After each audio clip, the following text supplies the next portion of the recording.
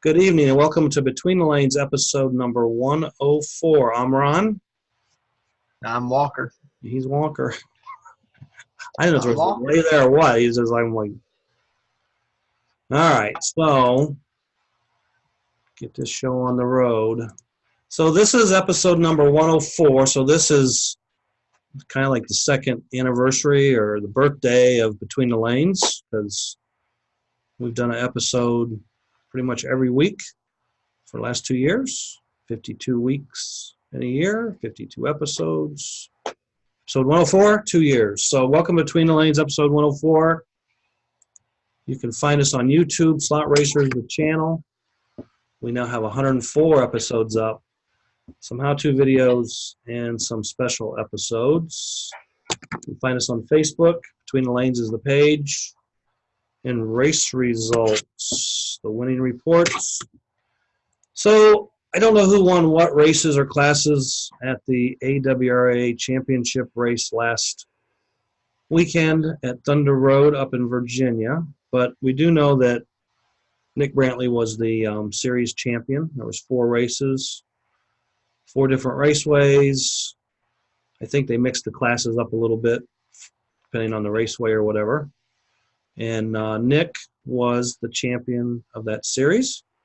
So next week, when we get some more info on who actually won what races and classes, we'll talk about that next week. So congratulations to Nick Brantley on his Mid-Atlantic WOMP AWRA Championship. NorCal had their GT race number 2 of that series, GT series, I think is what they're calling it. It was at Motown Raceway out in Northern California. In the Phoenix GT class, we had Chris Dray winning with John Merrill in second and Brian Nudie in third. I'd say he ran out of tires. Who? The guy that won. I'd say he ran out of tires. Well, why would you say that? Look at his chassis. Look at how black the back of the pans are. Oh, maybe he had it bent that way. I'm just saying. I mean, there's really not much black around the motor box, so yeah, but still, those pans can get a lot of sag in there. But good observation. Yeah, the pans sag. I thought you were saying like he must run out of tires because his tires were so small. I'm thinking, well, maybe he jigged the car that way. I mean, you know. But no. I see what you're saying on the pans. And then in the Hawk GT class, Motown Gene, the raceway owner, was the winner with Herman James second. Chris Dray was third. And then in production, no, this isn't production. So this is the GT overall point championship for the day. So they have the 2 GT classes, and they do a little points thing for the GT classes. So the GT overall winner for the day was Chris Dray. Brian was second, and then John was third. And then in the production 24th class, Rocky Ramo was your winner with Brian Boots Nudie in second, and Ken Keys was third. 2 weeks ago was the Western Classic Retro Race at Buena Park Raceway, put on by the SCRRA, and we didn't have podium pictures last week for F1 and Can-Am. So this is the F1 podium. Dale Yamashita was the winner, Alex was second, and Jerry Johnson was third. And then Can-Am, Duran was the winner. Sam Rackham was second, and Jerry Johnson was third. And winner, chicken dinner. That's all the race results I have for last weekend. So now it is Walker's Q. Tuesday. Never know what you're going to get with Walker. Not every first Tuesday, just Tuesday. This weekend there's a lot of races going on. You got the Mid-America Hardbody Enduro Series at Naperville, Mid-America. You've got East Coast Flexi Series. You got Mid-South at Archdale. You got Florida Slot Car Series at P1. And the Penn Jersey Series is kicking off their championship series this weekend. Next weekend, we've got the Briska Internets, which will serve as another warm-up for the Israel Worlds in October. You have the F2000 race at Alpha. No, I take that back. Next weekend, I just have the Briska Internets on my calendar. The following weekend, the weekend of the 24th, is the Formula 2000 race. East Coast Flexi Series is back in action, and the Gator Retro Racing region is in action down in Florida. And I guess 3 weeks from this week, the last weekend of the month, we got Retro at Dallas Slot Cars in Dallas, Texas area. So, again, we go back to the way back time machine. We got a couple of things here, and this is so far before your time, Walker. Just try and hold on here. But if you have any questions, jump in there. Oh boy. I'll see if I can answer them for you. So last night on Facebook, I seen this picture posted. Did you see this picture? No. Okay. So this picture was taken in Santa Monica, California in 1967 at a raceway in Santa Monica, California.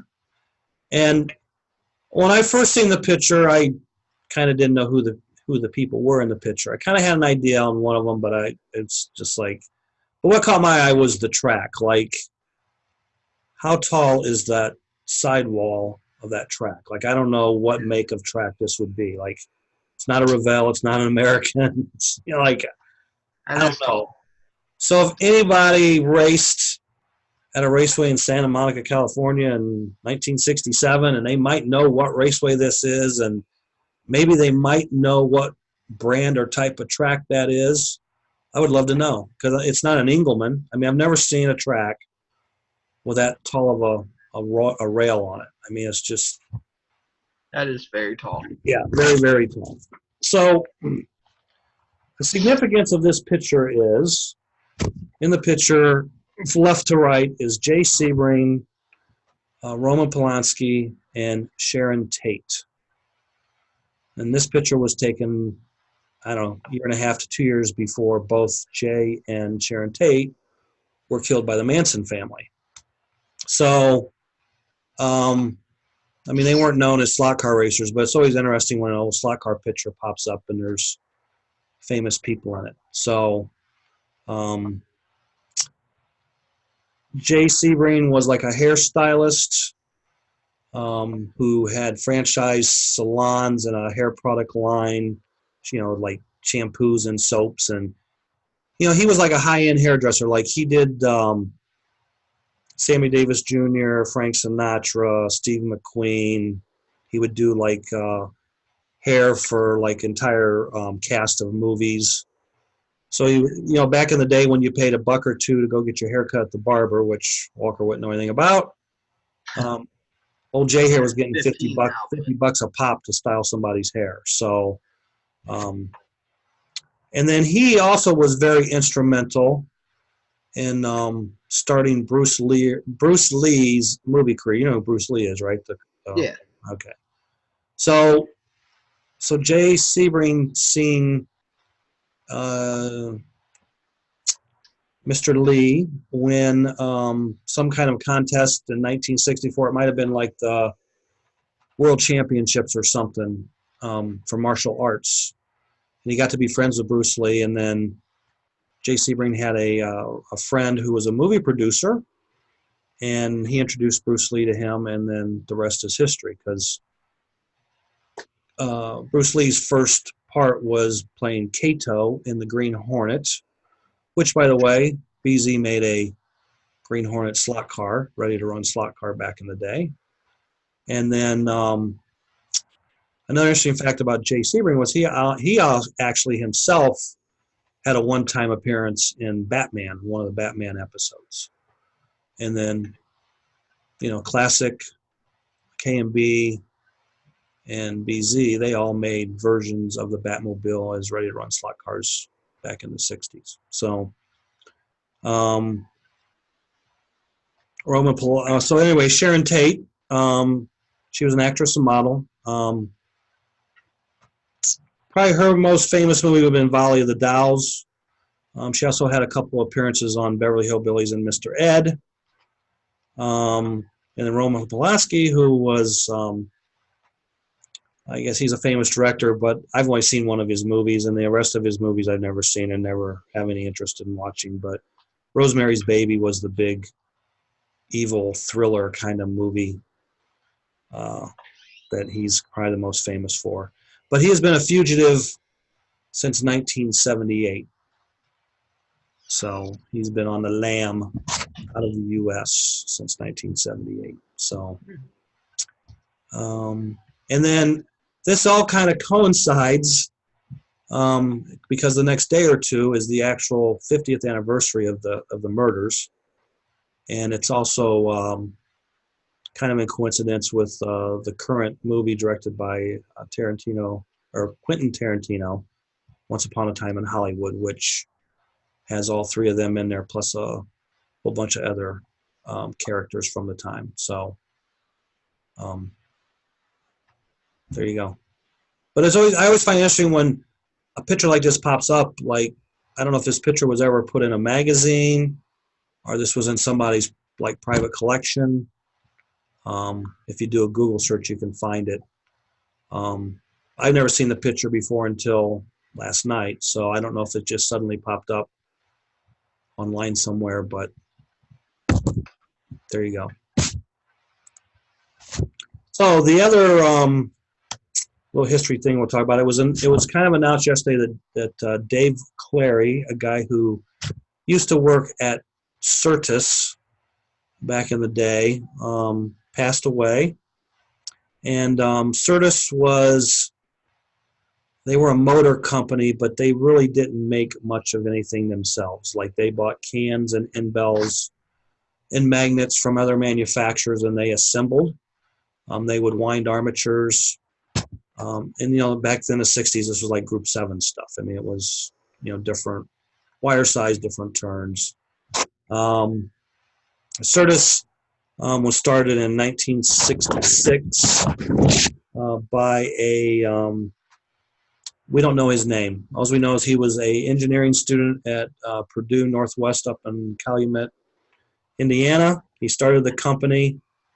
He sold the company, and I don't have the guy's name in front of me, but he sold the company to the gentleman who owned G&G Raceway, which was in Griffith, Indiana. And then Dave Clary and Marty Varney, they went to work for Syrtis, and they were kind of the front people of Syrtis. And I'm actually trying to contact Marty. He appears to be still alive and living up in Northwest Indiana, so I'm trying to contact him, possibly maybe get to do an interview with him or something like that, or find out more information about Syrtis. And another interesting fact that came out of it was G&G Raceway in Griffith, Indiana, they had a Purple Mile. And supposedly there was only 8 Purple Miles ever built, but G&G did not get theirs from American Raceway. They bought it secondhand from Tom Thumb Raceway in Muncie, Indiana. And if there was 8 Purple Miles ever built by American Raceways, I know where 5 of them were originally installed when, they went from American to these raceways. Don't know where the other 3 would be. I know that the Muncie track didn't last very long, not even a year. They opened up, they built a new building, they put in a Purple Mile, an orange, a yellow, and maybe the 4th track was figure 8 American. And it opened sometime in '67 and didn't last much longer. My neighbor actually raced there at that raceway. And so anyway, when they closed, the Purple Mile wound up at G&G Raceway in Griffith, Indiana, and they raced on it. G&G was a raceway, and then they kind of moved to another building to become a hobby shop, and the Purple Mile wouldn't fit in there. 1970, 71, the track was cut up and burned. Damn. Yeah. So that's terrible. That's terrible. Unless there's 1 or 2 out there in storage, the only existing surviving Purple Mile would be Purple Mile number 1, which was at Playland, which is now at Modelville in Ashland, Massachusetts. And there was at least one AMF built Purple Mile in Europe that was in Italy for a while. And I think we talked about that on one of the That American would be such a good wing car track. Purple Mile.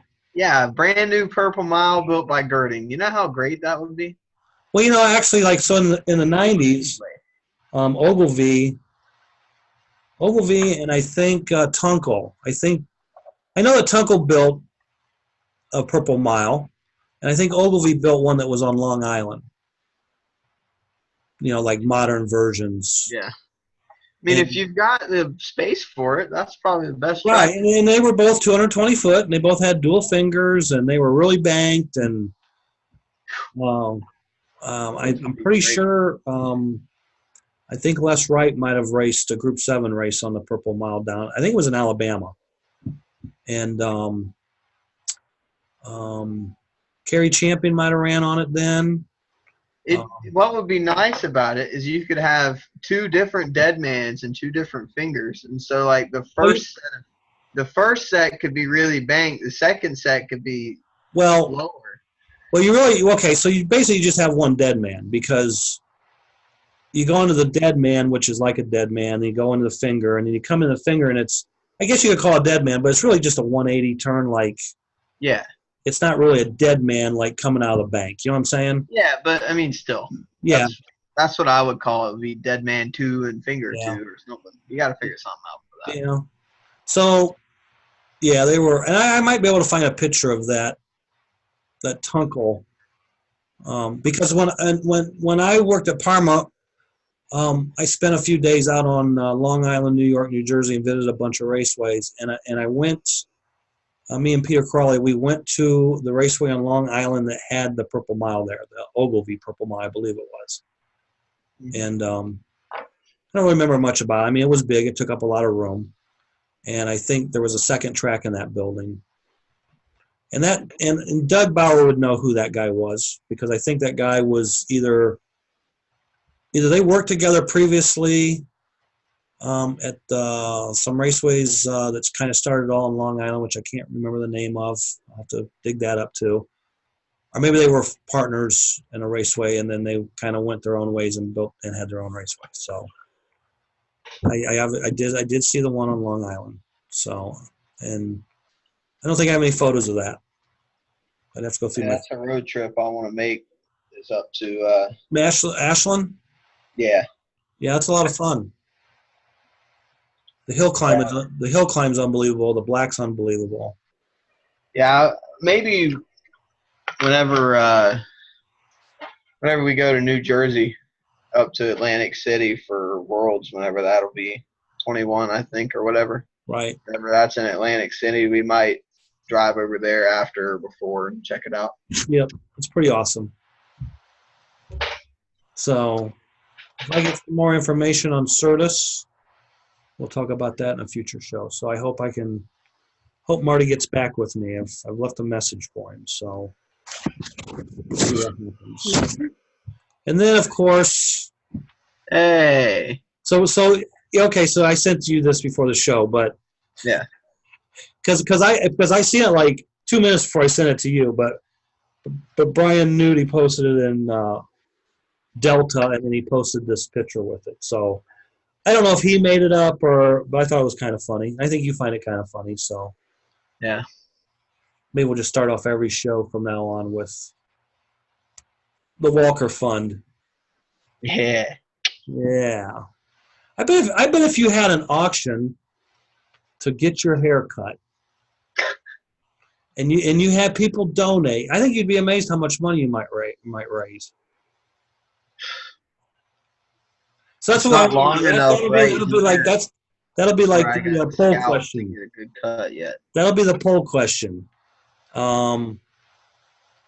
If you would be willing to donate to Walker getting a proper haircut, just like I'll make a post on Between the Lanes page on Facebook. If you would donate money towards this cause, just like it. Now, they might donate $1, they might donate $5, and we'll just see how much money we can raise for you. Oh, boy. Might raise nothing, might raise something. So if we did that and we got a couple $100, would you get your hair cut proper? Well, yeah. As long as it got to where it needed to be for me to be able to cut.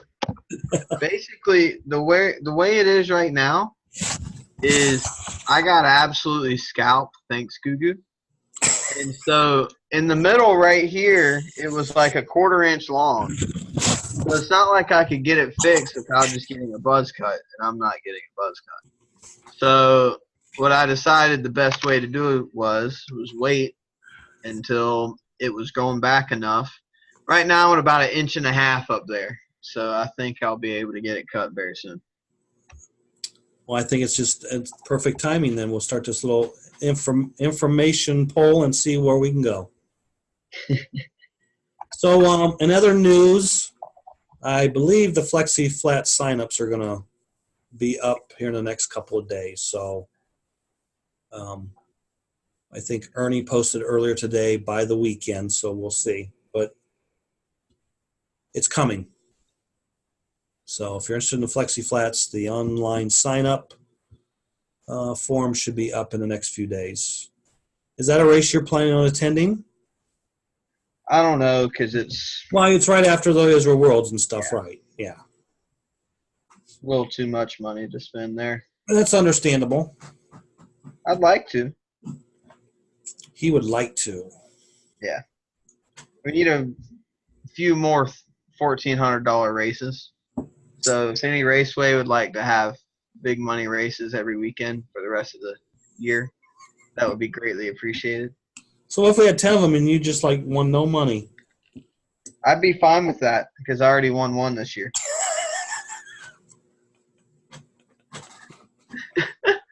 I'm just asking. I'm just asking. I mean, you know, it's like a lot of people say, well, I can't believe you drove 9 hours.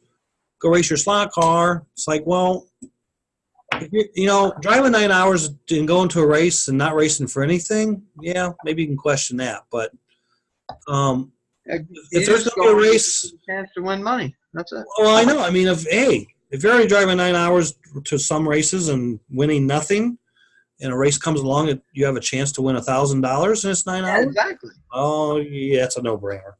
Yeah. So. Plus, you get to talk to your friends the whole time.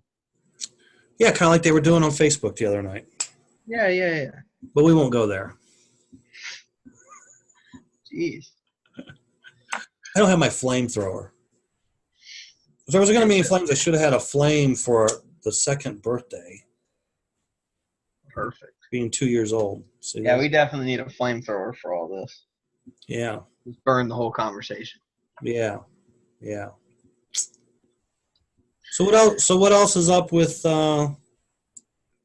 what's going on down there at Slot Car Track Concord? Anything? We've got our hard body triathlon coming up. Yeah, when is that? I need to put that on my calendar, I guess. Quite frankly, I couldn't tell you because there's not a flyer in here, but I'll tell you after the show. Well, I can go find it after the show too. Yeah. Because I just seen something about that earlier, and I forgot to. So, hard body. How's that going to work? We're going to race 3 minutes a lane. It's 1 to 2 person teams, so 3-minute heats. Each person runs all 8 lanes, so basically 6-minute heats, but it runs through twice. So say there's 8 teams, we'll race 8 heats on the tri-oval, then we'll go back and race another 8 heats on the tri-oval, and each driver races every color for 3 minutes. All right, let me see if I understand this. So it's got to be minimum 2-man teams or just 2 men? Well, 1 to 2. 1 to 2 you men. can race by yourself. Okay, so you're going to run 8 6-minute heats on the oval. Yeah. And then you're going to run another and just repeat that race over again. Well, no, it's like 8 6-minute heats. It's 8 3-minute heats doubled. Oh, so 8 threes and then rerun it again. Yeah. Okay, on the same track. Yeah, on the tri-oval, and then we'll go to the King Cobra. Oh, okay. So you're going to run 8 3-minute heats on the oval, and then you're going to do that again. Yeah. And then you're going to take the cars over to the King Cobra. Yeah. Okay. And do the same thing there. And then we're going to race on the MTT and do the same thing. Okay. Because when you said triathlon, I figured it was you were going to do it on 3 tracks. Yeah. Okay, so what? Okay, so are you going to run 8 heats on the oval and then go run 8 heats on the? No, everything. You're going to do everything on one track. Yeah, and then the next track, and then the next track. We're going to go from easy to hard, so by the time everybody's worn out, they get to run on the hardest track. So what was the idea behind doing double rounds on the same track? Just so that basically instead of the same guy, instead of both teammates driving the car at the same, right after each other on the lane, if you have to wait an entire cycle to go back to it, the car will be completely different, and it just makes it a little different. Okay, so if me and you were teammates, and I ran the first 8 lanes on the oval, then you'd run the second 8 lanes on the oval.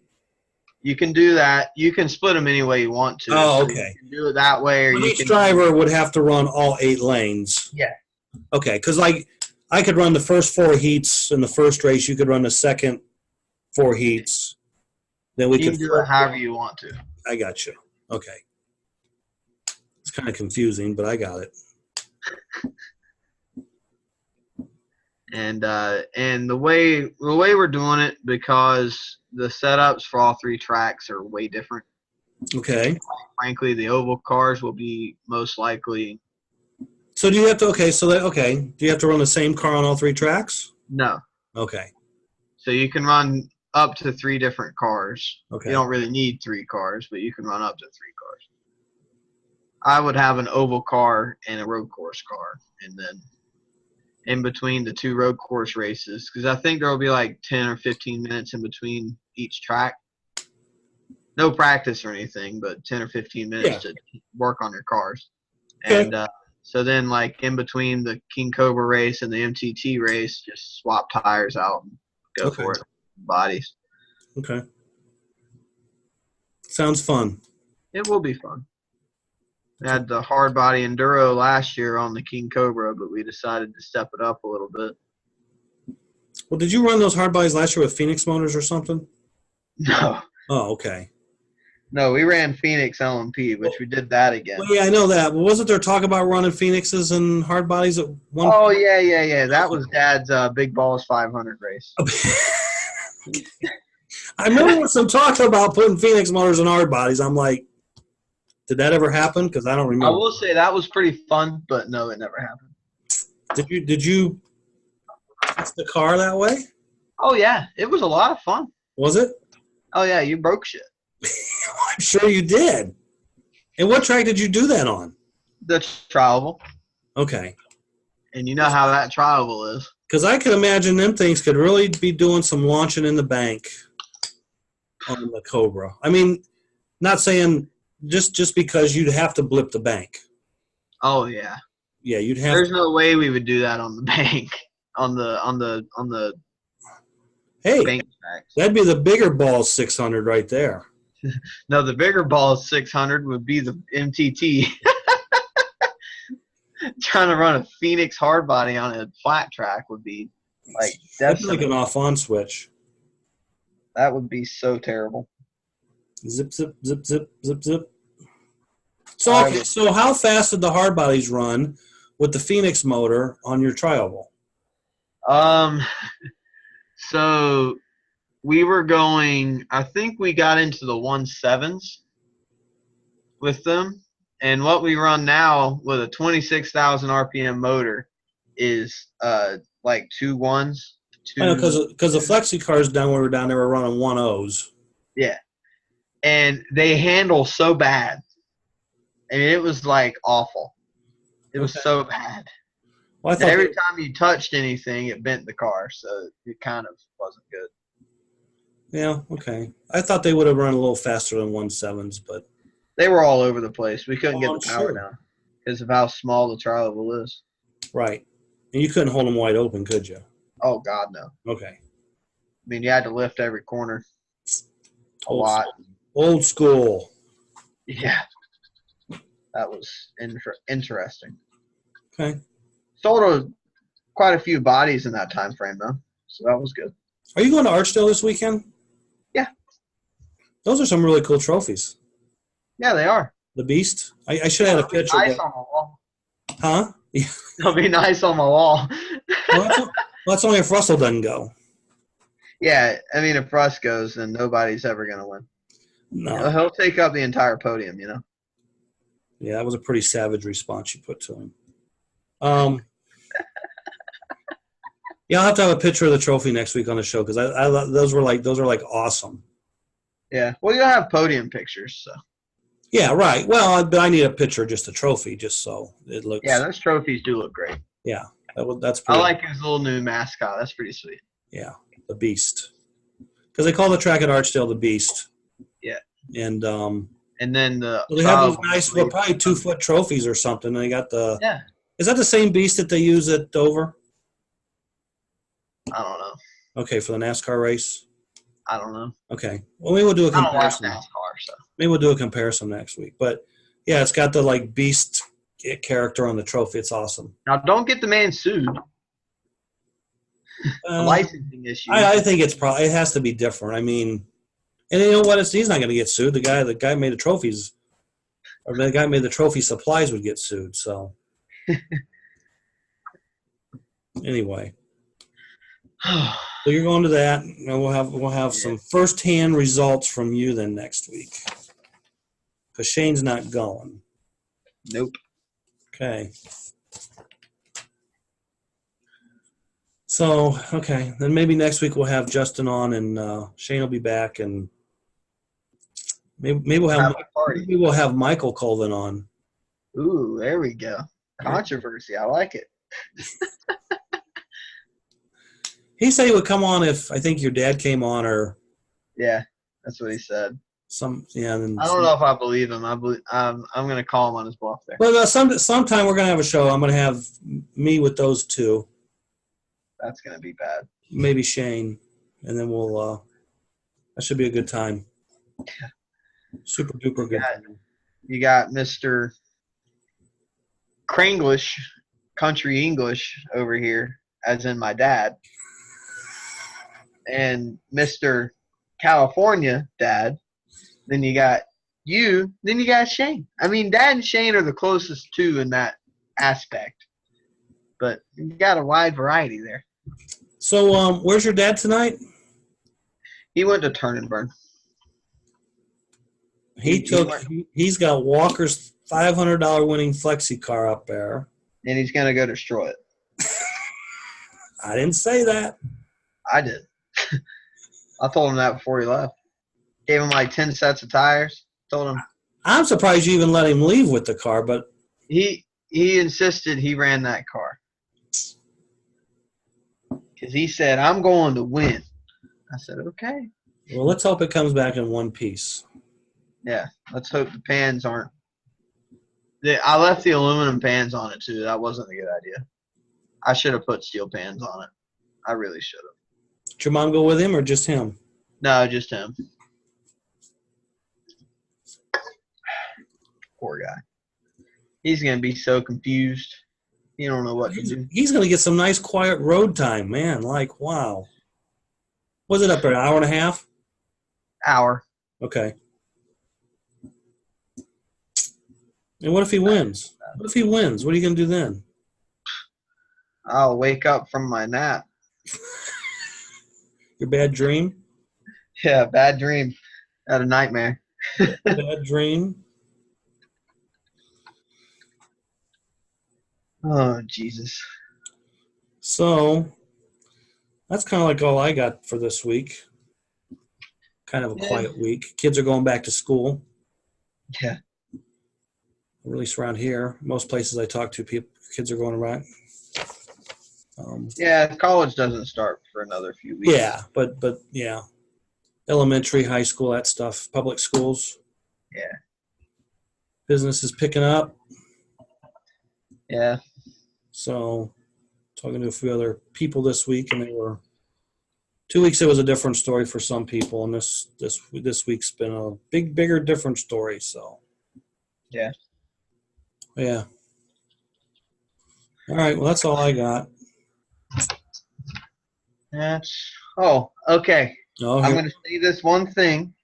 I need anybody with any sort of new or lightly used Eurosport armatures or motor parts. Please let me know if they're for sale, because I am looking for Eurosport stuff.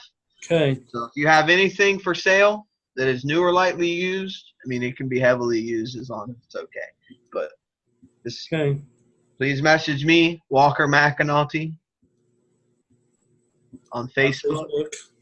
Or even better, you can tell me about it on my GoFundMe page in the tip note. You're not going to go fund me. You can donate to me. Give me your old Eurosport arms. Yeah, there we go. Perfect. Well, I mean, if you look, it just helped me buy the arms from you. You know what I mean? You got 5 arms. Donate $20. It'll make it easier for me to buy all 5. You know what I Here's mean? $50. Now give me $50 for this armature. Perfect. Sounds good to me. I bet it does. uh, I wish I could get deals like that. I wish I could too. All right, so what do you want to do for secret word of the show, or word show of the word, or whatever we call this? I think we should go with Sebring. Sure. Just Sebring. Sounds good to me. Because actually, it wasn't his real name either. He changed his name and actually used Sebring and named himself Sebring after the 12 Hours of Sebring race. So, yeah, Sebring. And that was the name of one of the Revell tracks, too. So, yeah. There's been a few Sebring slot car races. Maybe that was the Sebring. Maybe. So, Sebring is the word of the week. That's all I got. I guess that's all I got, too. All right. So, until next week, episode 105. If you're going racing this weekend, have a good time. Be safe. Good luck. And we'll report about it next week, and report about some of these other races that we can't find any information out about. All right. Till next week. Adios.